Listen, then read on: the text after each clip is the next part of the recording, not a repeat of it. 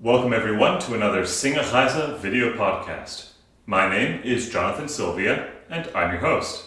Thanks for joining us. In this episode, we'll be continuing our journey through Schubert's masterpiece, Winterreise. Today, we'll take a look at number 15 in the cycle, Die Krähe, or The Crow.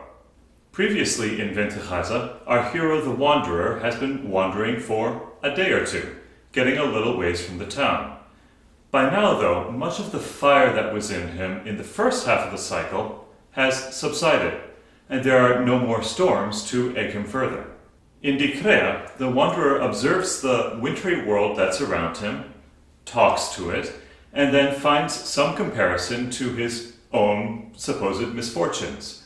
This pattern repeats itself all the way through Winterreise and is definitely true in this piece. The subject this time is a crow, or Krähe. This actually isn't the first time we've seen him, however. We first saw him in number 8, Rückblick. The wanderer had been running at a fast pace to get out of the town, and the crows were throwing snowballs at him, which I still find a rather funny image. Anyway, one of the crows seems to have followed him from the town. The wanderer looks up and is still there, circling overhead. The wanderer addresses the crow just as he did in the previous piece. He asks the crow if it intends to eventually leave him. But in a bit of macabre, he also asks the crow if it is following just so that it can plunder his dead carcass soon. After all, the wanderer does not expect he will be on this journey all that much longer. For this line, though, he uses the word Wanderstabe, which most literally translates to walking staff. It is used in this sense later on in Winterreise in number 21, Das Wirtshaus. Wanderstabe is a word that gets my attention, perhaps only because I play a lot of characters that carry big sticks. Seeing that word here, though, changes my mental image of our wanderer.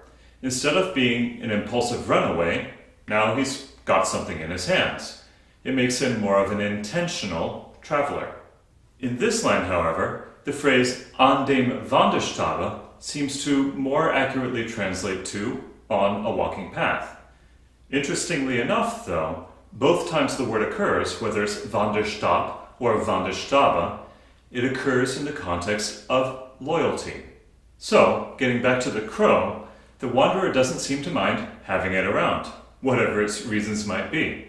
He bids that the crow continue following him. That kind of loyalty, the loyalty that would follow him all the way to the grave, is the kind of loyalty he didn't get from his Liebchen.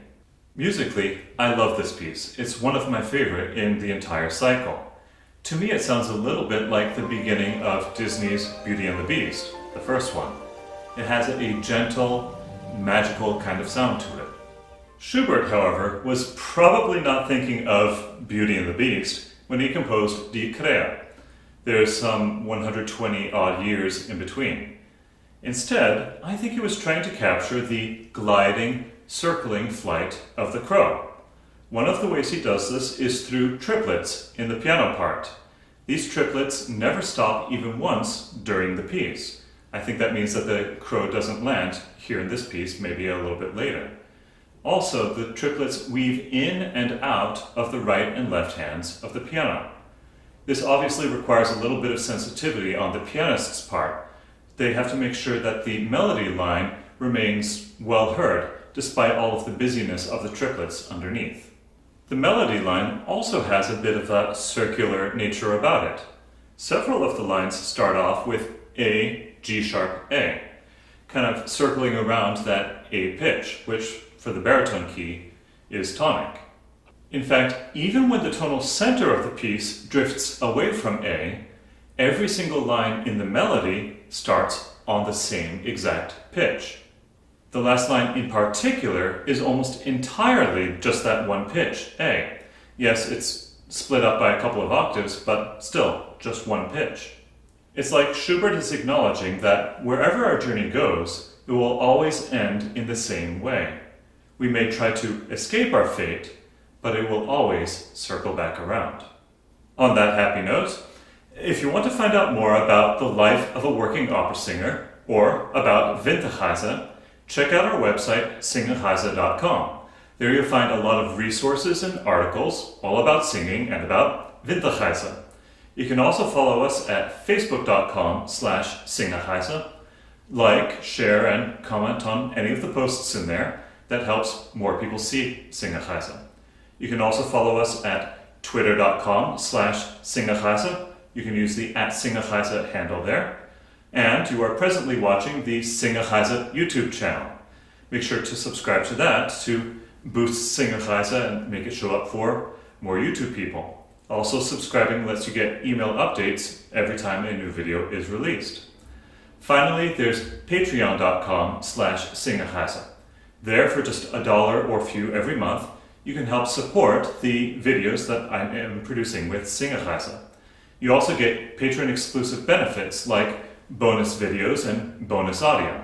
For example, if you really just wanted to hear me sing the piece and not hear this introduction, well, you can get that at Patreon.